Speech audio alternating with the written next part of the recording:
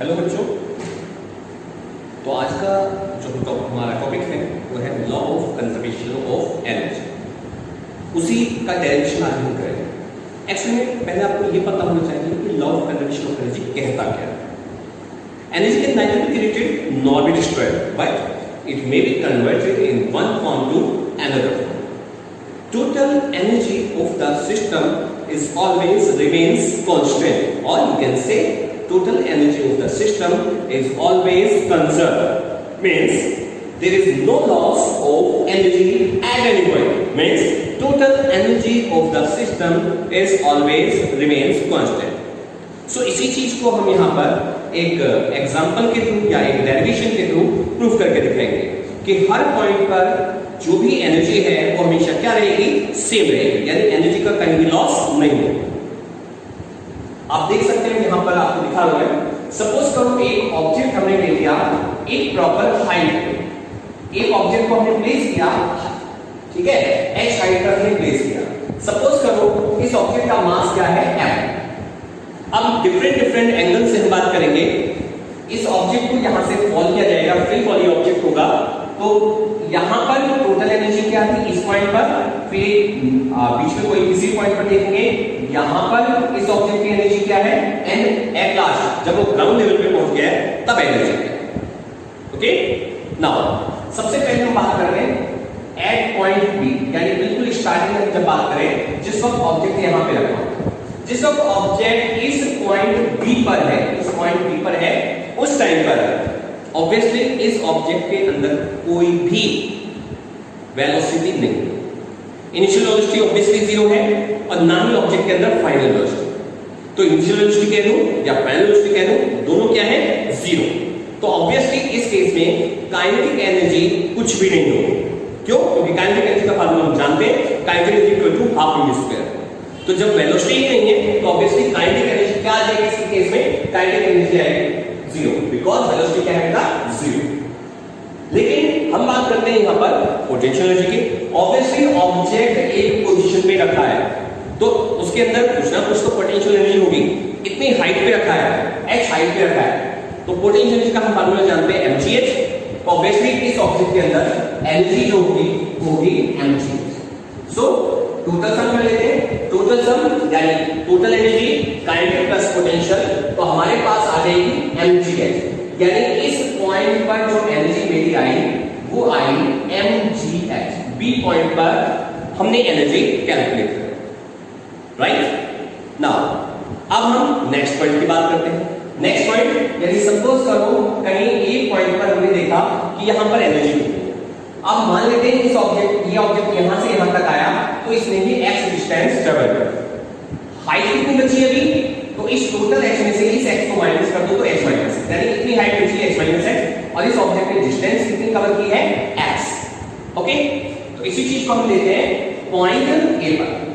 तो इस a point पर ऑब्वियसली पोटेंशियल एनर्जी क्या होगी, यहां पर पोटेंशियल एनर्जी अगर हमें निकालना तो फार्मूला होता है पोटेंशियल एनर्जी का mgh। लेकिन अब हाइट बची कितनी है, h माइनस x, कितनी बची है, h माइनस x। तो यहां पर हम पोटेंशियल एनर्जी के फार्मूले, जो पोटेंशियल एनर्जी का फार्मूला हमारा होता है mgh, वहां पर हम क्यों क्या यूज करेंगे, mg इस h की जगह यूज कर देंगे h माइनस। आई थिंक आपको बात क्लियर होगी।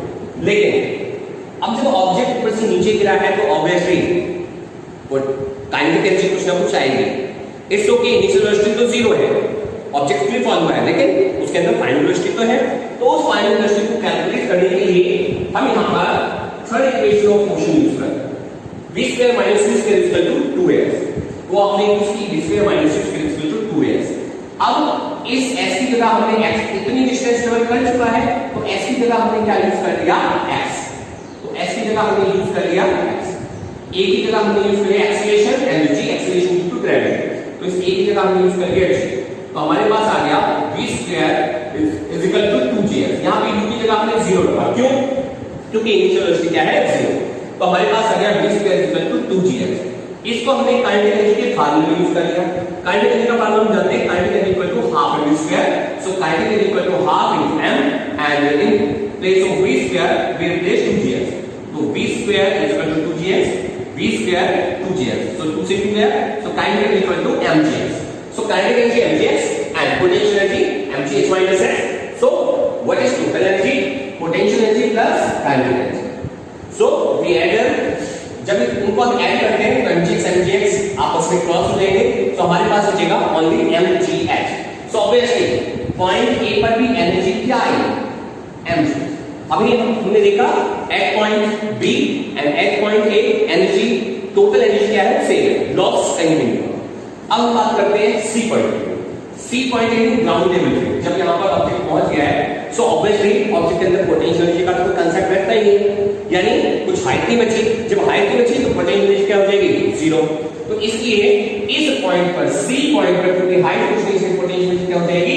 जीरो. एमजी फार्मूला लगा दीजिए, इसकी जगह जीरो, तो पोटेंशियल एनर्जी क्या आ गई? जीरो. लेकिन काइनेटिक एनर्जी का क्या है? ऑब्वियसली काइनेटिक एनर्जी तो बढ़नी है, ऊपर से नीचे आ ही रहा है. तो यहाँ पर हम क्या करेंगे? इनिशियल वेलोसिटी जीरो रखते हुए, ठीक है, फाइनल वेलोसिटी हम निकाल. तो ऑब्वियसली इनिशियल वेलोसिटी को हमने जीरो रखा. थर्ड इक्वेशन वापस यूज की, v square minus u square equal to 2gh. 2as होता है एक्चुअली टोटल हाइट हमारे पास h है, तो हमने यहां पे h यूज किया, u की जगह जीरो रखा, तो v स्क्वायर हमारे पास आ गया 2gh. नाउ काइनेटिक एनर्जी का फार्मूला यूज करते हैं हाफ m स्क्वायर, और हाफ m स्क्वायर इस v स्क्वायर की जगह 2gh रखेंगे, तो 2 गया, काइनेटिक एनर्जी हमारे पास आ गई mg. अब अगेन फार्मूला लगाते हैं टोटल एनर्जी का, potential energy plus kinetic energy. So total energy equal to kinetic energy plus potential energy plus zero. तो टोटल एनर्जी mgh आ गई, यानी सी पॉइंट पर भी एनर्जी मेरी क्या आ गई? mg है. यानी पॉइंट ए हो, बी हो या सी हो, एनर्जी हमेशा क्या आ गई है? mg. यानी हम वापस अपनी बात पे आते हैं. There is no loss of energy. Law of energy क्या कहता है? Energy can neither be created not destroyed, but it may be converted in one form to another form. Total energy of the system is always constant और remains conserved. There is no loss of energy at any point. किसी भी point पर B हो, ए हो, सी हो, कहीं भी energy का कोई भी लॉस नहीं हुआ. Means energy is conserved. तो आई थिंक आपको बात क्लियर हो गई होगी. Thank you. नेक्स्ट क्लास में फिर मिलते हैं एक अच्छा सा टॉपिक लेकर. Okay, thank you.